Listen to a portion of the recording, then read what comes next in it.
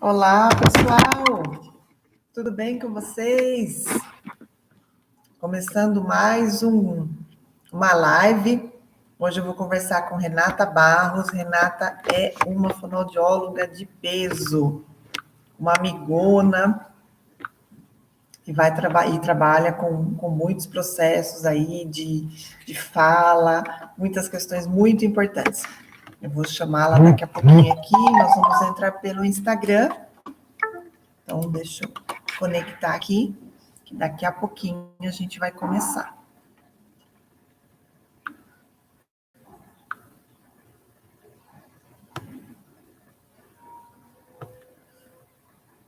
Já vou conectar aqui para chamar a Renata.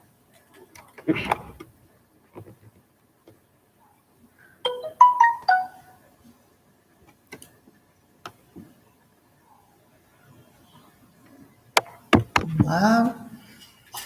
Boa tarde, pessoal do Instagram. Tudo bem com vocês? Hoje é a nossa live com a Renata. Nós vamos falar sobre o percurso profissional dessa linda profissional, amiga de muitos anos. Vamos falar um pouquinho sobre a fonoaudiologia. Então, se tiver aí alguma adolescente aí querendo prestar vestibular, pensando aí é uma profissão maravilhosa e vocês não vão perder tempo. Deixa eu ver se a Renata já está chegando, para a gente conversar um pouquinho. Mandem essa live para as amigas fonoaudiólogas. Tenho certeza que vai ser uma grande contribuição falar aí sobre fonoaudiologia. A Renata já está entrando.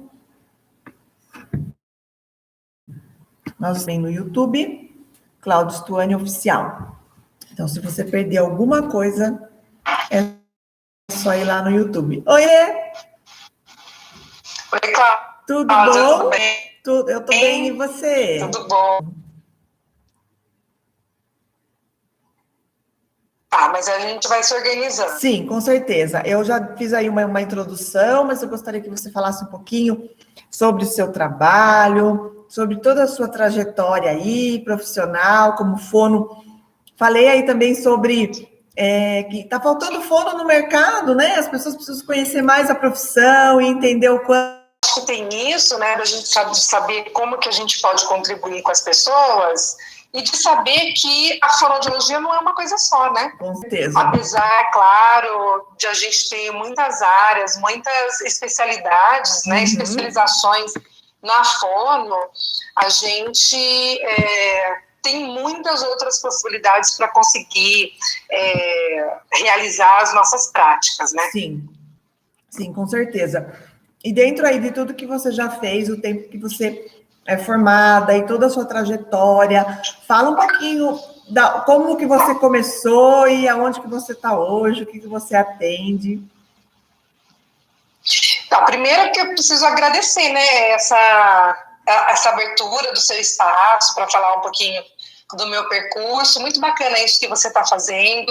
Eu sei que semana que vem você tem mais uma colega nossa, né, uma colega de profissão e também uma colega de turma. De turma, com certeza. A gente está há algum tempo já realizando essa prática bacana, né, que é a nossa profissão.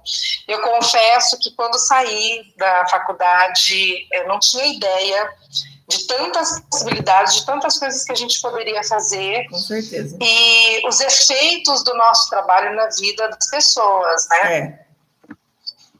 Então, eu sou formada em fonoaudiologia ali pela Unimep, termino o ano de 99 encerrando o curso, e a gente já entra no ano 2000 atuando, né? Onde eu começo a trabalhar? Eu começo diretamente na fonoaudiologia clínica e também na fonoaudiologia educacional, que eu acho que isso foi um pouco do reflexo da formação que nós tivemos, né? Acho que todo fonoaudiólogo parte ali, tem uma ideia mais ou menos das práticas que pode realizar a partir da própria atuação que se propõe dentro de uma universidade. Mas assim que eu termino a faculdade, eu já termino com um capítulo publicado com uma colega nossa e duas professoras da Unimep, que é a Fabiana Martins, né? Na época era Martins ainda, não estava casado, e a Ivone,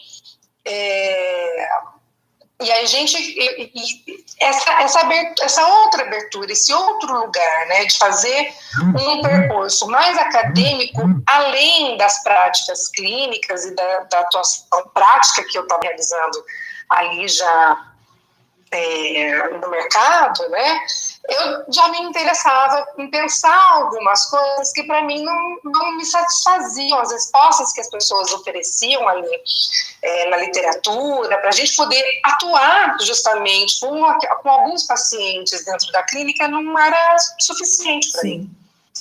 Então, no ano 2000, eu vou para a Unicamp para poder pensar algumas coisas da área da linguagem. E acabo me deparando com uma coisa que eu ainda não havia visto na faculdade, durante a nossa formação básica, que era a análise de discurso, e fui tentar compreender um pouquinho do que é que aquelas pessoas de uma área que constituía a nossa formação inicial, que é a linguística, estavam falando. Então, dentro da linguística, tem essa área da análise de discurso, e é ali que eu começo a cunhar mesmo, né, a fomentar a minha prática clínica, a minha prática junto às instituições, fortalecendo alguns fundamentos que a gente acha que entende tudo, e quanto mais a gente estuda, a gente sabe que tem muita coisa ainda para a gente aprender. Com certeza. Né? E foi ali nessa prática do estudo mesmo que eu comecei a fortalecer um pouco mais o meu fazer profissional. É muito legal porque quando a gente está na prática clínica, né, nos estágios e nas discussões, a gente ainda tem as professoras dando todo aquele suporte, a gente se sente, né? Só que quando a gente sai para esse mundão aí, para procurar emprego, a gente vê que, nossa, que a gente precisa aí comer muito arroz com feijão para chegar onde a gente está hoje, né? Que são mais de 20 anos aí estudando, e a gente vê que ainda não é suficiente, que sempre tem coisas novas, a gente precisa aprender coisas novas. Quando a gente se formou, na época não tinha muitas coisas no curso de formação que hoje já existem, né? O teste da Aurelinha em si, eu tive que procurar fora, porque no curso de formação não tinha. Então, é bem legal quando você fala dessa questão da trajetória, né? E eu vejo, às vezes, alguns profissionais, né, que estão recentemente formados, eles têm essa dificuldade de entender, né, o quanto é importante você começar a traçar um caminho, né? A gente precisa saber para onde a gente quer ir, senão não faz sentido, né? E nessa sua trajetória, você fez o mestrado e doutorado, foi isso? Foi isso, e é muito importante isso que você está dizendo, porque não só a gente começa a traçar, a gente precisa entender e aprender que a gente traça o nosso próprio caminho na profissão, e que nesse caminho a gente constrói muita coisa. O teste da orelhinha, né, aquilo que a gente conhece hoje com o uso das bandagens elásticas, o que você faz hoje, por exemplo, na sua prática clínica também com reiki, né, e a acupuntura, é muita coisa que não existia e que só passou a existir porque as pessoas que foram trilhando o seu caminho foram construindo certa compreensão, pensando como foco o nosso objeto de trabalho na fonoaudiologia, que é essa pessoa que não é uma coisa só. Né? A gente trabalha com um paciente que tem uma família, que tem um trabalho, às vezes um paciente adulto, que tem a escola, e que não é só uma laringe, que não é uma boca, que não é uma língua que você precisa fortalecer. Essa é uma pessoa. Sendo ela uma pessoa, a gente precisa olhar... Então, a gente precisa sair daquele jargão, da boca para fora, de olhar um paciente como um todo e compreender definitivamente o que isso significa. Né? Então, quando eu vou fazer esse percurso que você está falando no mestrado e doutorado, é para isso que eu estou olhando. Eu falo assim, peraí, tem algumas coisas aqui com os meus pacientes que eu ainda não compreendo, né? Que eu estou olhando para a boca dele, mas o que está saindo dali, o que ele está dizendo para mim, parece que tem alguma outra coisa, parece que tem um silêncio que para mim é muito significativo. E aí eu fui entender o que era esse silêncio a partir da análise de discurso, né, lá com a teoria que a Ine Orlandi cunha no Brasil. Eu fui entender, veja, mas a gente quer que o paciente fale, se está falando de silêncio, o que isso significa na nossa prática clínica? Né? O que não está dito ali, mas que ainda assim está constituindo, por exemplo, num paciente de gagueira? Nossa, você leu meu pensamento. Eu ia falar da gagueira. Porque a gagueira, ela é muito mais do que uma gagueira, né? É uma questão muito sistêmica que existe por trás dessa gagueira. Então, tem as questões envolvendo a questão do discurso, mas também pensando até na constelação familiar, que é algo que eu não sei se você conhece, mas a gente avaliando, né, o paciente gago, né, e o quanto ele traz até essa ancestralidade dentro de um padrão, né, que ele vem, né? Todo mundo é gago, então por que eu sou menina e não vou ser gago? Eu preciso carregar essa lealdade junto comigo, então eu também vou ser gago. Né? Então, às vezes, a gente desmistificar isso é muito doloroso para o paciente. Né? Porque por mais que a gente soe a camisa, né? De que aquela criança ou aquele adulto precisa parar de ser gago, você já perguntou se ele quer se parar de ser gago? Né? Daí vem essa questão da análise do discurso, né? O que está por trás disso? Não tem aquele paciente que você fala assim, caramba, ele faz tudo o que a gente combina aqui dentro do consultório. Só que na hora que a família chega para mim e fala assim, parece que ele não evoluiu, parece que vocês não estão fazendo nada aqui dentro.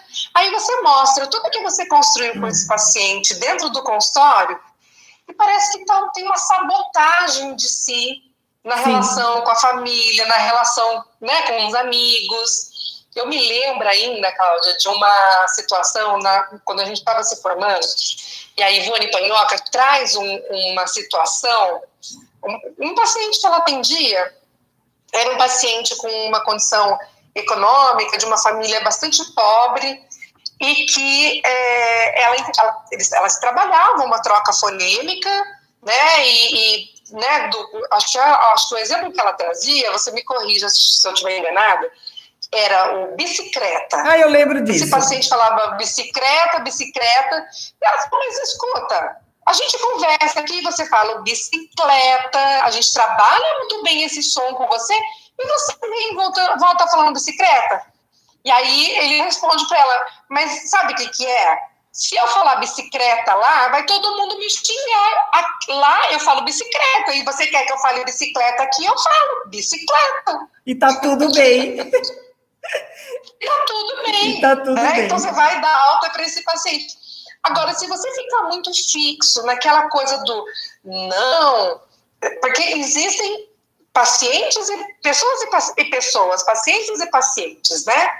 Então a gente não precisa, não pode generalizar isso com todo mundo. Então, existem aquelas pessoas, por exemplo, retornando à gagueira, que tem um transtorno motor da fala importante, significativo, e que o trabalho é muito prático para questões dos transtornos motores da fala. E outros pacientes que a questão é discursiva. Né? E aí o que eu vou fazer lá no meu mestrado, que eu vou trabalhar a escrita para poder lidar com as questões da fala pela escrita, porque quando eu estava na faculdade, as pessoas falavam assim para mim, não, olha, você tem um paciente com gagueira, ele tem uma dificuldade de fala, então você não vai pedir para ele ficar falando com você o tempo todo, dá alguma coisa para ele escrever. Só que eu, muito chata, muito, né, querendo fazer as coisas certinhas, eu falava, por quê? Eu sempre fui aquela pessoa que perguntava, por quê? Né, acho que eu já era pesquisadora desde sempre lá na infância. Por quê? Por quê? E por que eu vou dar? O que isso vai produzir de efeito na minha prática clínica com essa pessoa. E aí eu fui entender que a gagueira não era só uma questão psíquica, ela não era só uma questão de transtorno de fala, ela é uma questão do discurso, uma coisa que constitui esse sujeito de uma outra maneira. Sim, vai muito além do sintoma. Vai muito além daquilo que a gente observa nessa superfície, né? Nisso que a gente escuta como repetição, como bloqueio, como pausa. Né? Olha, uma coisa que eu acho que é interessante, é engraçado, né, a gente conversar sobre isso, porque a gente teve a mesma formação, né? Então, a gente acaba falando a mesma língua. E eu vejo que o perfil do paciente mudou, as famílias mudaram. Você consegue perceber isso? Que as crianças que nós estamos atendendo hoje, né, as crianças que chegam hoje para o consultório de 2, 3 anos, não são as mesmas crianças que chegavam quando eu era recém-formada e não tinha experiência nenhuma. Eu vejo muito mais dificuldade hoje para se trabalhar com as crianças e com as famílias. Aquelas pessoas, Cláudia, que estão formadas de uma maneira a reproduzir uma técnica, tem muita dificuldade de perceber isso. Né? Fica tentando impor uma técnica a um grupo social que não existe mais, outra coisa. Não. Né? É o que a gente fala aqui com as meninas da CECAF, a Aninha, a Ana Maria, né? Uma fonoaudióloga bastante experiente, que trabalha muito com crianças surdas, né? Trabalha não só com a terapia verbal auditiva, mas ela vai... Auditiva verbal... Acho que a Ana está aí, você me corrija, Ana. O que ela vai falar porque ela também faz audiometria, né? Ela também é audiologista. Ela vai falar, antes, eu recebia aqui muita criança com queixa de otite, e aí você resolvia, levava um tempo você trabalhando aquela audição, e a fala que estava atrapalhada, né, o desenvolvimento foi atrapalhado em função de uma infecção de ouvido, e agora essas crianças desapareceram, elas não vêm mais, as crianças não têm mais essa mesma característica, a característica é outra, né? É uma criança que está dentro de uma família, que o pai e a mãe estão presos dentro do quarto porque precisam trabalhar quase 24 horas por dia, e porque em função da dificuldade de sair, o trabalho veio para dentro de casa, e aí não se separa mais a hora do almoço, a hora de ficar com a criança, a hora de confraternizar em família mesmo. E aí você faz o quê com essa criança? Vai dizer, olha, põe a língua para fora, vamos fortalecer, aí o ponto modo articulatório é esse? Não. Então, se você não tiver uma formação que possibilite você entender que essa pessoa é constituída de outras ordens, do simbólico, a ordem do linguístico, e a ordem, claro, né, anatômica, fisiológica, neurológica, que essa pessoa vem com todo esse pacote, vai ficar bastante difícil você conseguir atender. E é bem assim, é bem o que você está falando, porque eu trabalho na cidade de Montemor, eu sou a única fono que atendo Unimed aqui desde 2011. Então, assim, é humanamente possível que eu consiga dar conta de toda a demanda. E assim, dentro do nosso credenciamento e do nosso acordo com o convênio, eu não sou obrigada a atender todas as patologias. Então, o que eu fiz? Eu atendo tudo que aparecer, digamos assim, dentro daquilo que eu domino, mas limitei um pouco as idades, porque eu preciso ter vaga na agenda para um AVC, para uma paralisia facial, para um Parkinson, para uma coisa assim que é urgente, entendeu? E às vezes, assim, tem aparecido muitas crianças pequenas por falta de estímulo, por estarem fora da escola. A família, a criança não entende que os pais estão em casa para trabalhar. Eles querem brincar, eles querem estímulo.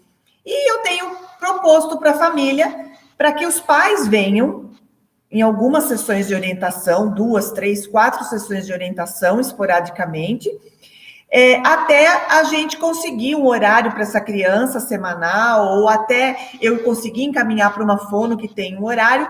Sabe o que os pais me falam? Quem precisa de atendimento é meu filho. e não vem. Ixi.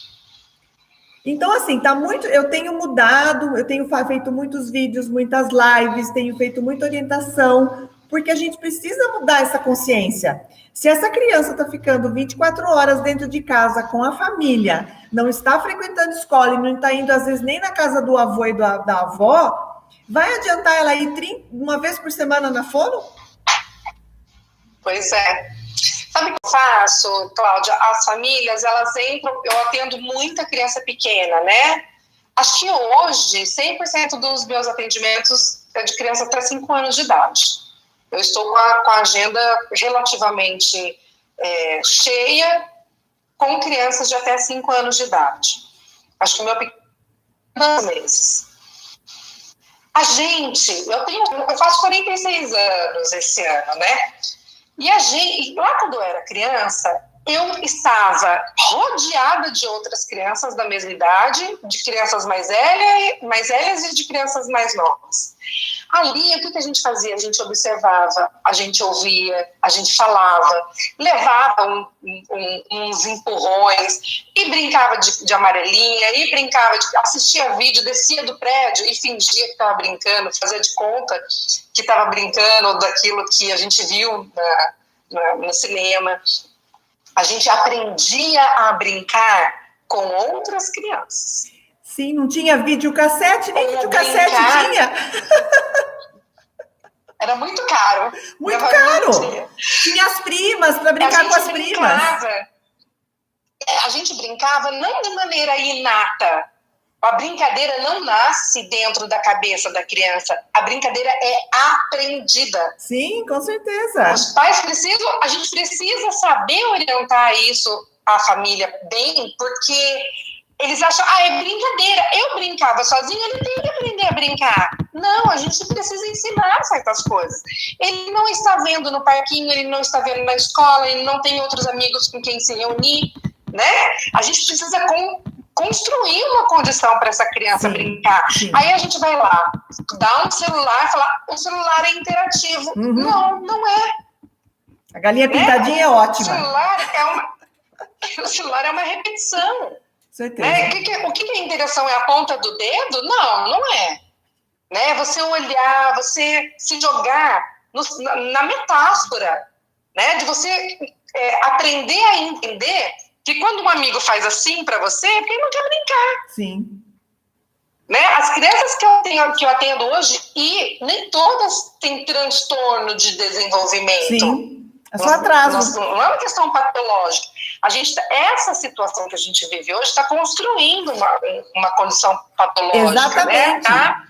E quando eu falo para os pais que é fundamental que eles venham para uma orientação de um profissional específico, né, para a gente tirar um pouco essa questão do celular, para proporcionar brincadeiras que sejam mais interativas, não precisam de jogos caros, nada disso, né, às vezes uma brincadeira com palito, né, a criança, às vezes com uma caixa, né, coloca alguma coisa dentro da caixa, tira a caixa, esconde a caixa, então são coisas super simples, né, que seriam importantes que eles fossem orientados para isso, mas eu tenho tido uma grande dificuldade na minha prática clínica, né, porque essa questão da terceirização, ela está muito vigente, né, então eu terceirizo a criança para a escola, eu terceirizo para babá, eu terceirizo para a avó, e nesse momento que está todo mundo dentro de casa, os pais estão vendo que as crianças estão atrasadas, mas é o que você disse, é uma situação que está sendo provocada. Então, são crianças completamente normais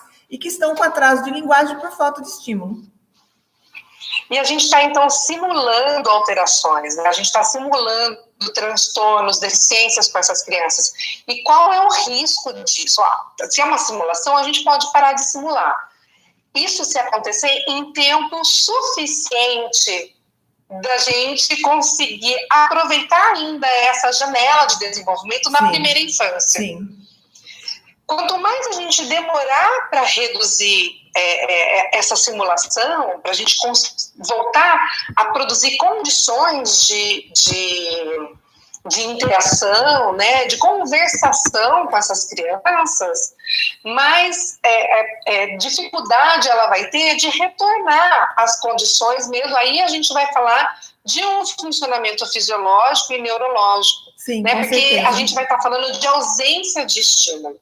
Né, e a ausência de estímulo é tão perigoso quanto o excesso de estímulo de trazer uma simulação da criança hiperestimulada. É bem o que você disse, é a mesma coisa uma criança que passa por uma privação nutricional na primeira infância.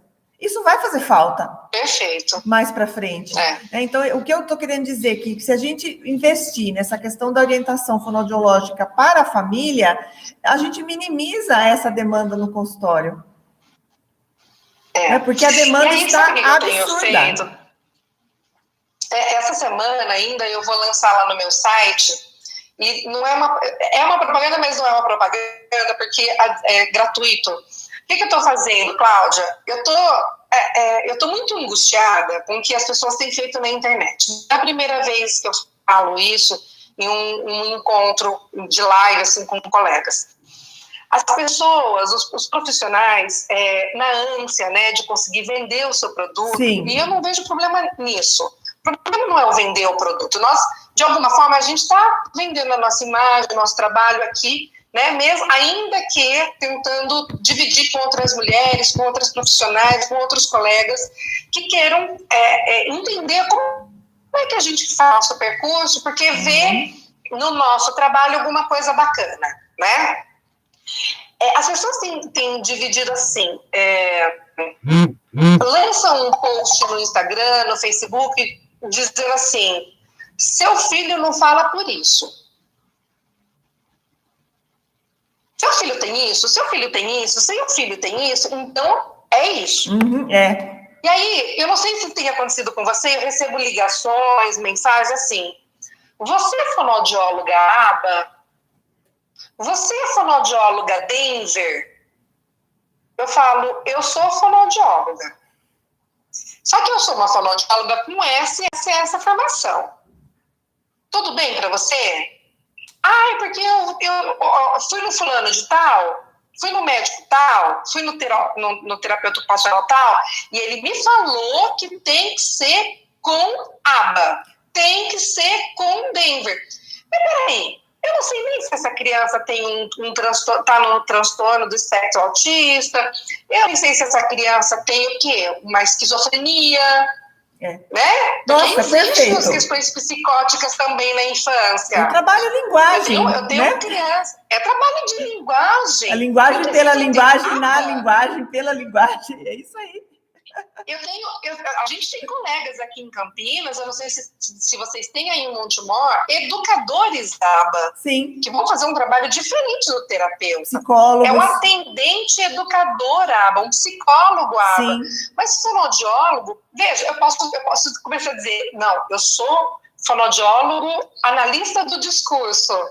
Tá, eu sou uma fonoaudióloga a pensar coisas da minha área no campo da análise de discurso. A análise de discurso me ajuda a compreender certos elementos, certos funcionamentos que vão fazer efeito na minha prática. Com certeza. Isso não significa que eu sou fonoaudióloga, analista do discurso, não.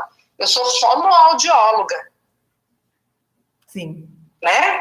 E é o que tem me constituído como uma profissional que entende de certas coisas. Mas assim, por mais que a gente queira sair do rótulo, a mídia cada vez mais coloca rótulo, né? E pensando que o Google faz diagnóstico, não é? Exatamente, e isso me preocupa muito, né? Eu gostaria muito que os pais entendessem que eles trazem os filhos deles porque a criança está apresentando alguma dificuldade na relação com a linguagem. Né? Ela pode estar, né, com alguma questão de fala que seja muito específico, mas eu vou olhar para a criança. Eu não vou, se for uma criança do transtorno do espectro autista, eu ainda assim eu vou olhar para a criança, eu não vou olhar para o transtorno. Sim. Quando eu estava dando aula, aliás, eu quero mandar um beijo para todo mundo que está, né, a gente tem colegas aqui de formação, A Laisa. Muito bacana. A Laisa compartilha das mesmas angústias que a gente, então nós não estamos sozinhas. Não estamos sozinhos, então a nossa preocupação é assim, né, tem uma regularidade aí que os colegas também estão percebendo. Sim. E o que eu dizia para os meus alunos, assim, né, eu também fiz pedagogia, né, depois eu falo um pouquinho disso, por que eu fui fazer pedagogia, mais uma faculdade. Eu falava assim, nossa, o aluno chegava para mim e falava, vou fazer um cursinho de autismo. E aí, na hora, né, assim, chata do jeito que eu sou, por que você vai ensinar as pessoas a serem autistas? Né? Por que você faz um cursinho de autismo? Você precisa encontrar um lugar que te ajude a entender o sujeito, né? Que te ajude a entender a criança, o adolescente, o adulto nas suas condições.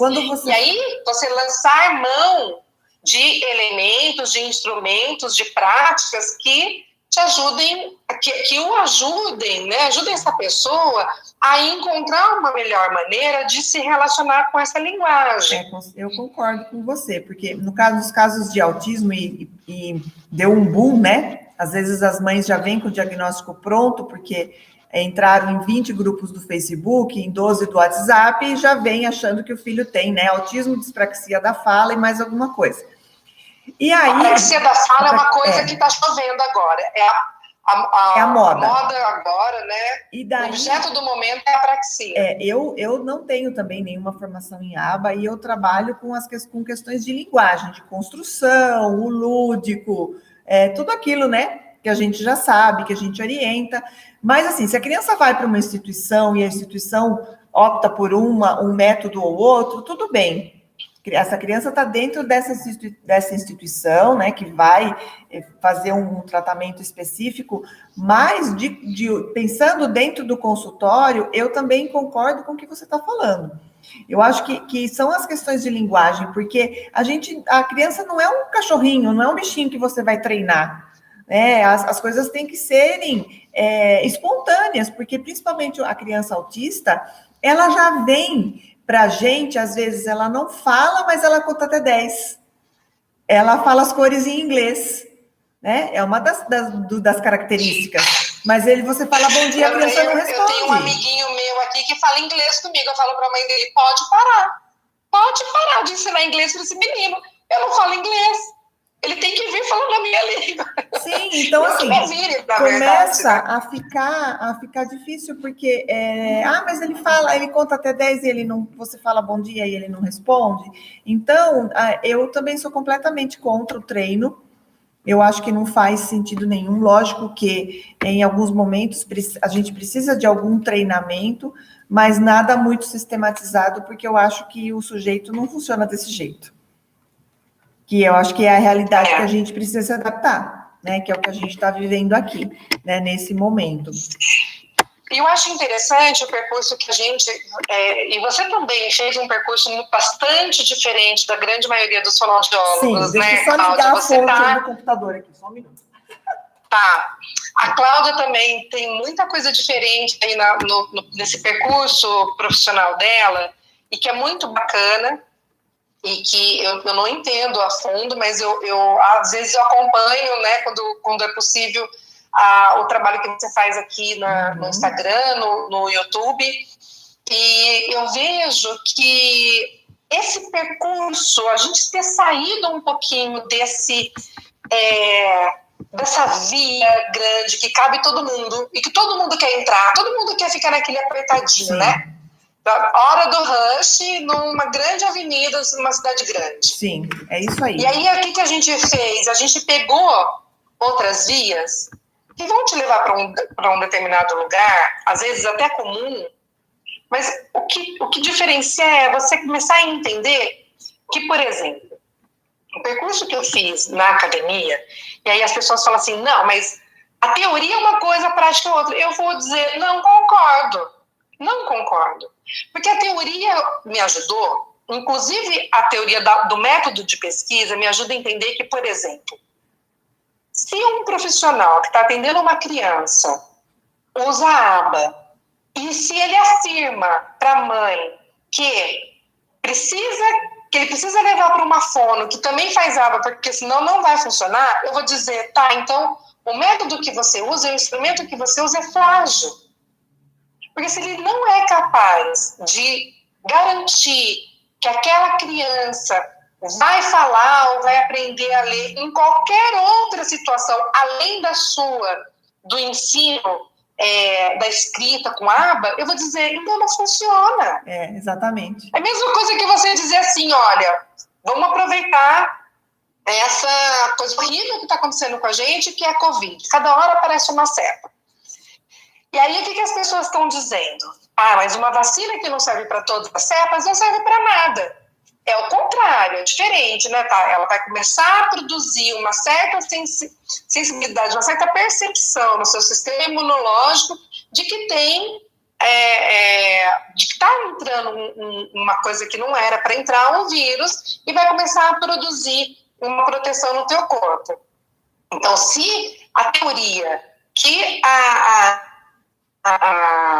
o outro terapeuta está utilizando pode favorecer essa saída do sujeito da simples técnica que você aplica, tá bacana, é isso. Sim. Tá? Eu consigo então fazer com que o meu paciente, ajudar o meu paciente a entender que aquilo que a gente está fazendo aqui no consultório, ele também pode fazer em outras práticas da vida. Exatamente. Se não serve para outras práticas da vida, sentido. É frágil. Não faz sentido. Ele vai funcionar só ali. Exatamente. Né? Então, esse percurso que eu faço, né, esse percurso profissional que eu fiz e ainda faço, de formação, junto com a minha prática, com a minha atuação clínica e pedagógica também, me ajuda a entender isso e a me preparar para isso. Peraí, então, isso que eu estou fazendo, de que modo que isso vai contribuir com esse paciente na vida, nas relações externas à minha prática clínica, daqueles 40 minutos, daquela 1 hora que eu fico com o paciente no consultório. Aí que é o pulo do gato, porque em 2013, eu fui estudar acupuntura. Fui fazer a pós-acupuntura porque eu comecei a ver que tinha algumas coisas, né, que só com a terapia convencional o paciente não melhorava, porque tinha algumas questões que precisavam ser trabalhadas. Vou dar um exemplo em pacientes de voz. Né, você atendia o paciente de voz, ele melhorava, e você dava alta, dali 1 ano ele voltava de novo, às vezes, com o mesmo sintoma, com o mesmo quadro, e a gente às vezes acabava não vendo evolução, em alguns casos. Ou aqueles pacientes eternos, né? Que vem ali com o nódulo que você consegue trabalhar em 8 sessões, já está dando 24 e você não conseguiu dar alta, porque ele conta da escola, ela conta do marido, ela conta das angústias, ela chora e você vira psicólogo. Isso começou a me angustiar. Eu falei, gente, eu estou perdendo a minha função, né? Porque os pacientes, eles faziam da terapia fonoaudiológica uma terapia psicológica, e não é a nossa função. E aí eu fui estudar acupuntura. Juntando a acupuntura com alguns casos de fono, eu conseguia, assim, uma otimização de 50% na duração da terapia, e comecei a dar umas altas mais rápido. Por quê?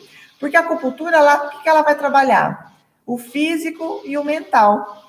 Então, muitas vezes, aquela paciente não quer ter a alta, porque é um lugar que ela pode falar, a terapia é o único lugar que ela pode falar, nos outros lugares ela reprime. Tem as questões emocionais, que são da alma, né, que ela acaba não falando, guardando, e por isso o sintoma vocal. É aquele paciente que vive com dor de garganta, e daí piora a voz, tira a licença, não consegue dar aula.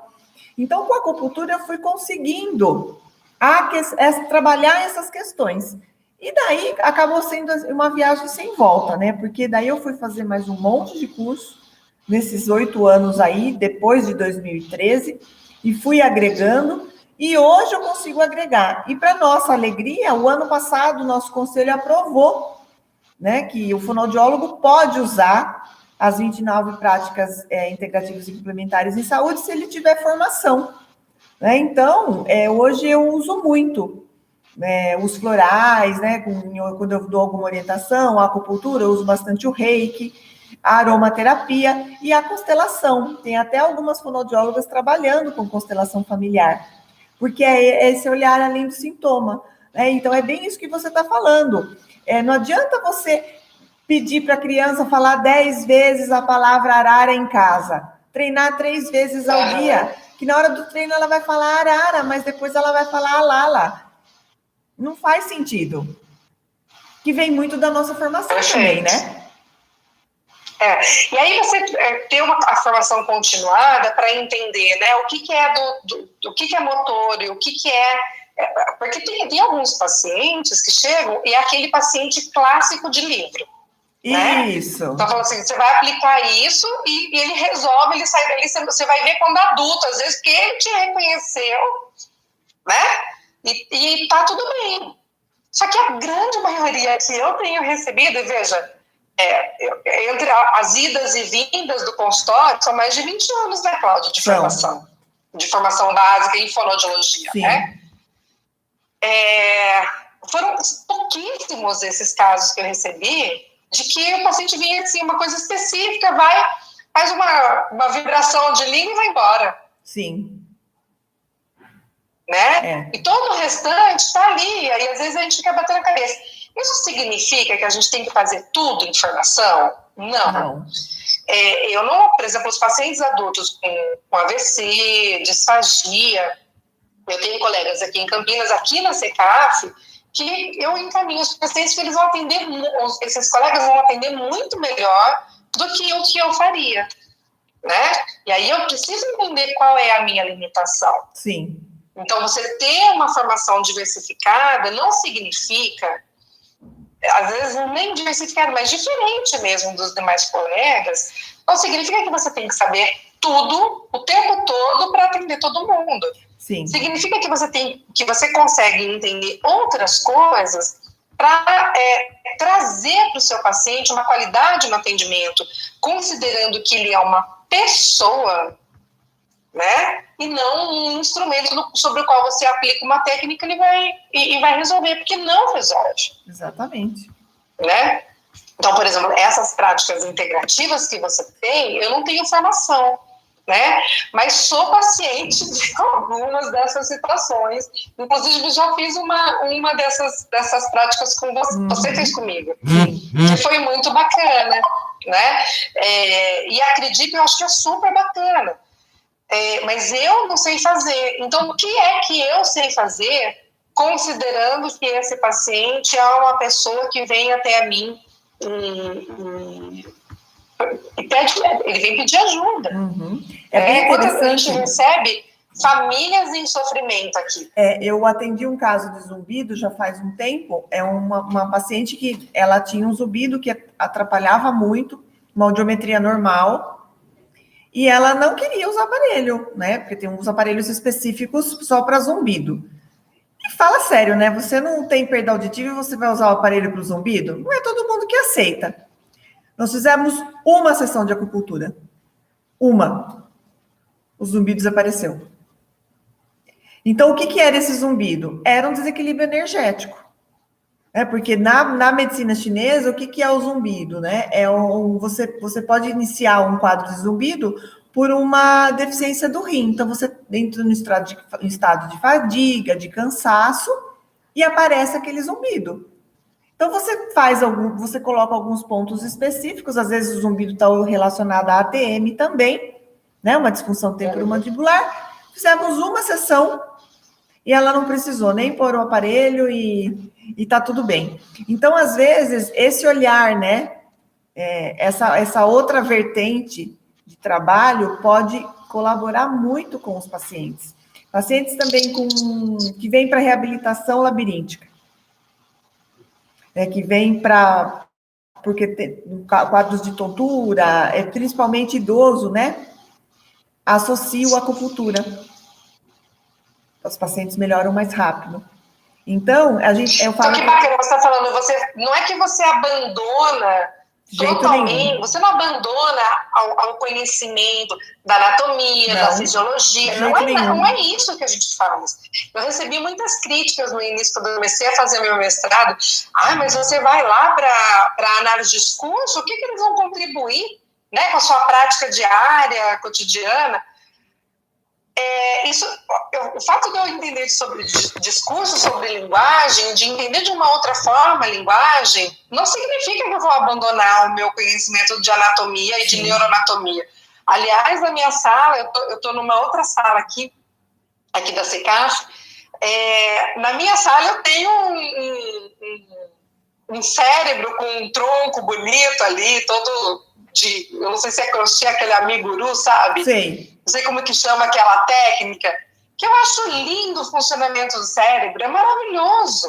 E é muito gostoso você dizer, não, mas eu entendo, né, do giro, de que área que a gente está ali precisando pensar para poder você fazer um estímulo de bandagem, né, ou numa situação até... E aí, quando você pega, por exemplo, um paciente que é psiquiátrico, caso de psiquiatria, vai dizer, não, isso não é paciente da fono, só vai dar um remédio que ele resolve? Não, ele vem pra gente poder lidar com as questões de linguagem, vai para o psicólogo. Sim. Mas isso aí não é no cérebro? É também no cérebro. Né? E aí, como que essas coisas que são processadas ali, como que você externaliza isso? Às vezes não só pela boca, pelo corpo. É preciso que você tenha um conhecimento que vá além da neuroanatomia, né, para entender esse paciente funcionando. É bem isso mesmo. E daí não dá para se limitar em ser um terapeuta XYZ. Porque a gente precisa ter essa visão mais ampla daquilo que aquele paciente traz. E se eu não dou conta dentro da minha formação, eu vou encaminhar. Eu acho que isso é fundamental, porque quando os pacientes vêm, eles vêm com toda uma carga, né? Vem com uma carga emocional, vem com uma carga energética, né? Que agora eu também sou das energéticas, e que faz muita diferença quando você consegue filtrar, né? O que está acontecendo ali naquele sistema familiar que está causando aquele desequilíbrio. E às vezes o ambiente não é hostil, né? É uma casa tranquila, tem rotina, a mãe é presente, o pai é presente, estimulam a criança e a criança está atrasada. Né? Então, o que está acontecendo com essa criança? Né? Esses dias eu conversei com uma mãe e a gente estava falando sobre isso, né? A criança nasceu logo depois de um aborto que essa mãe teve. 3 meses depois ela engravidou. Né? Então, sistematicamente falando, essa criança você tem que contar como se ela sendo seu terceiro filho, não seu segundo. Então, você tem que contar esse aborto. Então, se a mãe estava contando ele como o segundo, é como se ela não contasse essa criança. E daí ele não fala, ele não existe. Então, é uma dinâmica sistêmica, né? Que quando a gente começa a entender, né, e ver... eu tenho feito até genograma nos meus atendimentos, para a gente entender a ordem dos filhos, quem nasceu primeiro, quem nasceu depois, aonde que foi esse aborto, se a mãe considera essa gestação, as gestações, ou se ela considera só os filhos vivos, porque isso é muito importante. É muito importante que cada criança tenha o seu lugar dentro do sistema familiar. Porque se ela não... pronto, agora eu vou ter que aprender isso também. Vai. Já fiquei muito interessada. Cada criança... Mas é porque eu quero. Sim, cada criança tem que ter o seu lugar. Então, vamos supor, uma mãe que teve um aborto, um filho, um aborto, um filho, um aborto. Então, ela considera que ela tem 2, mas ela teve 5. Entendeu? Ela tem que contar esses abortos. Então, ou ela coloca o primeiro, o segundo no lugar do primeiro e o quarto no lugar do segundo. Então, ela mata essas 2 crianças, vamos dizer assim, né? Lógico que é inconsciente, a mãe não faz isso de propósito. Então, é muito importante que você conte esses filhos, né? Porque quando você exclui, ele vai aparecer em alguma geração, que às vezes está muito relacionado com essa questão do autismo. Eu fui excluído lá, então agora eu sou excluído aqui, me deixa. É bem legal esse raciocínio. É um pouco complexo. Interessante. Mas faz a gente entender por que essas desordens aparecem. Eu achei bastante interessante porque mexe comigo, para mim, a psicanálise é uma disciplina que vem atravessando e constituindo a análise de discurso, né? E que para mim faz muito sentido de como que isso aparece no discurso da família. Sim. Né? Claro, veja, a gente não está falando de uma coisa assim, nossa, o que está no ar, né? Não é uma nuvem de fumaça, é alguma coisa que está em funcionamento no corpo. E às né? vezes vem... E como que o dizer sobre está relacionado a todos esses sintomas que aparecem em si, às vezes na família, na mãe, no pai, e vai aparecer, e vai significar o filho, vai significar a criança, né? Sim, com certeza. É bem interessante quando a gente começa a ter esse olhar, né? Porque traz entendimento, mas é um trabalho muito diferenciado, né? Que não são todas as pessoas que estão dispostas a entender esse raciocínio, né? Porque viaja um pouco, né? E às vezes as pessoas são mais céticas e assim, por que não fala? Né? Será que precisa cirurgia? Precisa cortar um pedaço da língua? Já escutei isso de paciente. Fez a cirurgia do frênulo lingual, será que não precisa cortar mais um pedaço? Né? Então, a gente escuta muito isso, né? Dessa questão da medicalização mesmo, de dar um remédio, fazer uma cirurgia e tá tudo bem. Até mesmo a questão dos aparelhos, eu acredito que aí as meninas, a Elaine e a Ana, passam muito por isso, né? Vai pôr o aparelho e vai falar, né? E é todo um processo, né? Eu atendi um tempo atrás uma criança que fez um implante coclear, então a ideia da família era, sai da sala de cirurgia falando, né? Então, assim, entender, né, o que é o cérebro que escuta, tem toda uma questão de processamento dessa informação, e que a nível de Brasil, né, eu acho que isso ainda está muito engatinhando. Mas, por outro lado, eu acho que a pandemia veio muito para trazer, né, esse conhecimento, porque hoje a gente está fazendo live, está trazendo conhecimento para as pessoas, tem muito conteúdo gratuito de qualidade, né, na internet. Então, eu acho que isso tem contribuído mesmo. Tanto que eu não fazia live, comecei a fazer live em abril do ano passado, né? Porque eu acho que a gente precisa entregar esse conteúdo, porque quanto mais os pais chegarem com esse conhecimento para a gente, facilita também o nosso trabalho. Não é? O que eu acho interessante das lives, e por isso eu gosto, se você olhar hoje no meu perfil no Instagram, eu tenho muito menos publicações do tipo card, né? Porque eu percebi que certa hora ou outra, eu estava fazendo aquilo que eu achava errado, que eu achava ruim, porque eu estava me deixando levar por esse funcionamento mesmo do algoritmo. Sim.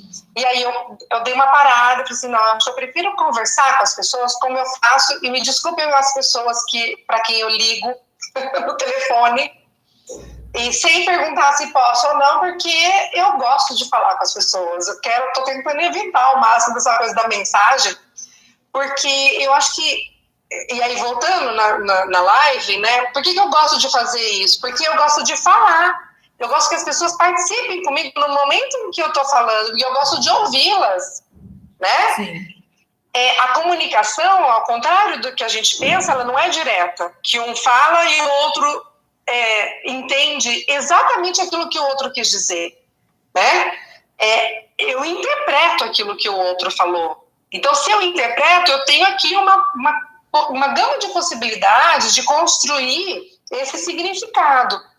Então, na live, se alguém tem alguma dúvida, vem aqui, manda uma mensagem, pede para participar, né? No telefone, a pessoa não entendeu, ou houve alguma confusão ali na interpretação. Até falei uma bobagem agora, uma confusão na interpretação, mas ficou algum ruído nessa relação, né? Alguma dificuldade nessa relação, a pessoa vai perguntar, e aí você tem a chance ali de trocar. Então a gente está se deixando muito levar por essa questão do digital, do eletrônico, né?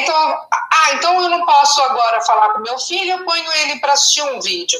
Eu não posso falar com certa pessoa, é ela que me mande uma mensagem.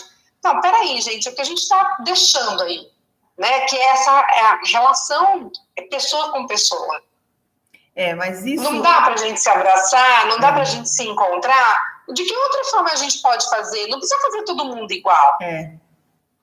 Porque as pessoas têm um funcionamento diferente umas das outras. E essa questão da linguagem, da interpretação, né, do quanto o outro entende aquilo que a gente está falando, porque às vezes a intenção não é, às vezes, magoar ou ser sarcástica, mas assim, cada um entende baseado nos seus pontos de vista.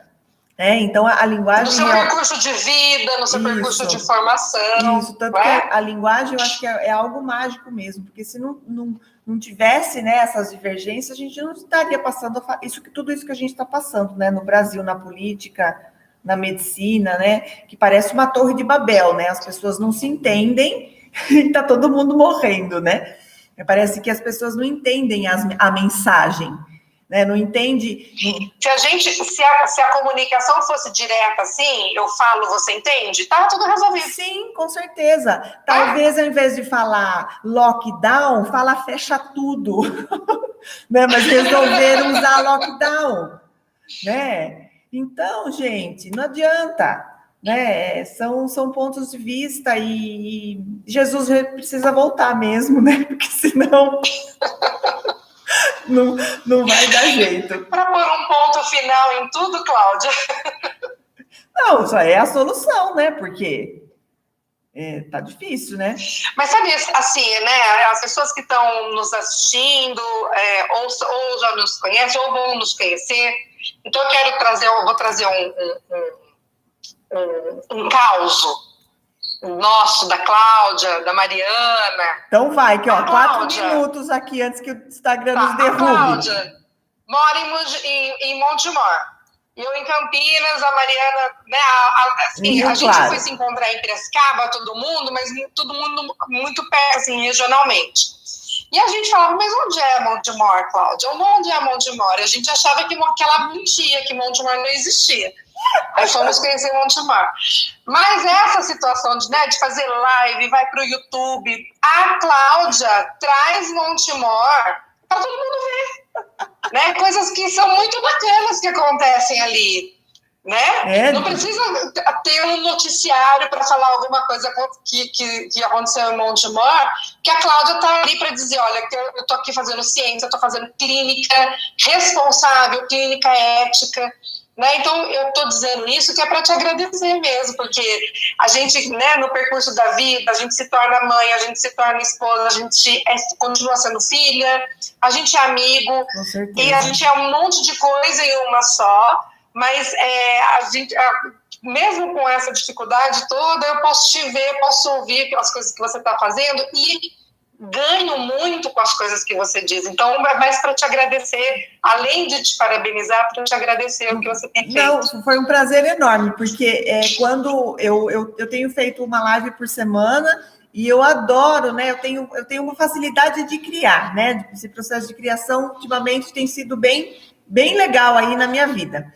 E eu fiquei pensando, eu preciso fazer agora no mês de abril, aproveitando que dia 16 é o dia da voz. Falei, eu vou fazer uma live só com fonoaudiólogas, né? E joguei a ideia lá no Facebook. Eu falei, eu não vou ficar convidando, porque senão eu vou proteger uma, proteger outra, né? Então, quem vê o post e quiser participar, vai me chamar.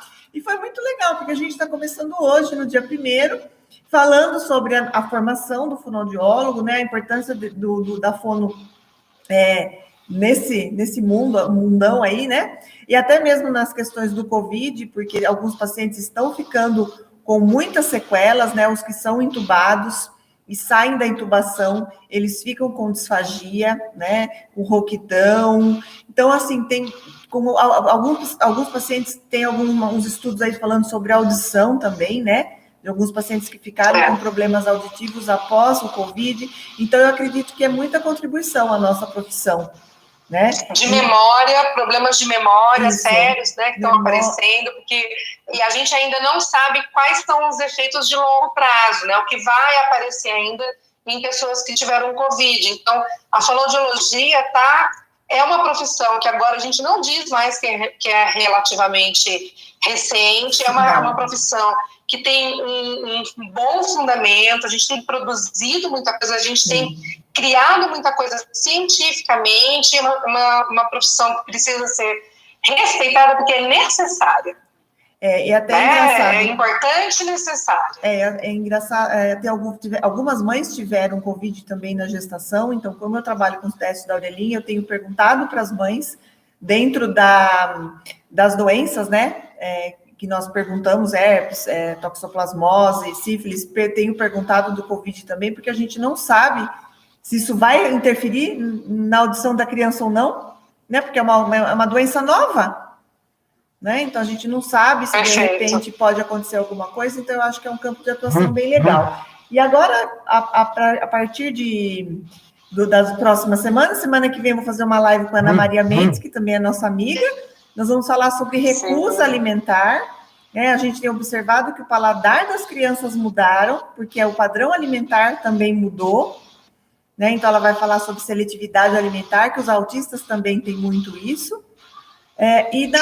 Fora a disfunção sensorial, né, que provoca também essa seletividade. Isso, eu acho um assunto muito legal, principalmente para as mães de crianças pequenas, né, que às vezes a criança está saindo da papinha e indo para outra alimentação e não consegue, a mãe não consegue lidar com isso. Eu tenho atendido, às vezes, algumas crianças na faixa de 2, 3 anos que eu faço orientação, que as crianças comem comida batida ainda, tem 10, 12 dentes, e come comida, e come papa, né? Então, o quanto isso está atrapalhando aí todo o desenvolvimento das funções, né, do sistema sensório-motor oral. E na terceira semana eu vou fazer uma live com a fono da Videx, a Cris, que a gente vai falar um pouquinho sobre aparelho auditivo. Então, que bacana. Se tiver alguma fono aí que quiser fazer live comigo até o final do mês, ainda a gente está tendo vaga aí para organizar. E é isso, Renata, eu queria te agradecer muito. Eu que agradeço. Nossa, foi um prazer, né, pela competência do material que você está oferecendo, né, para as pessoas, para a gente, que a gente não só se informa, mas a gente tem se formado muito com as coisas que você tem oferecido e tem sido muito bacana. Para mim foi um prazer poder contribuir, ver você, né, poder falar diretamente com você. Com certeza. E encontrar as pessoas, a Josi, a tia Josi. A minha mãe. Eu já tenho 46 anos, a tia Josi. Gratidão aí. A família, as colegas de todo mundo, a Marília, né, as nossas colegas de turma. Com certeza. As minhas queridas alunas que entraram aqui, os amigos, enfim. Um beijo para todo mundo, um beijo especial para você, e se Cláudia. alguém quiser fazer alguma pergunta, é só mandar uma mensagem para mim ou para Renata. E sigam aí o meu perfil da Fono Help, que eu quero bombar esse perfil esse ano. Você vai conseguir, tenho certeza. Então tá bom, gente. Um beijo para vocês e até mais. Feliz Páscoa para todos nós. Beijo. Beijo, tchau, gente. Tchau. Tchau.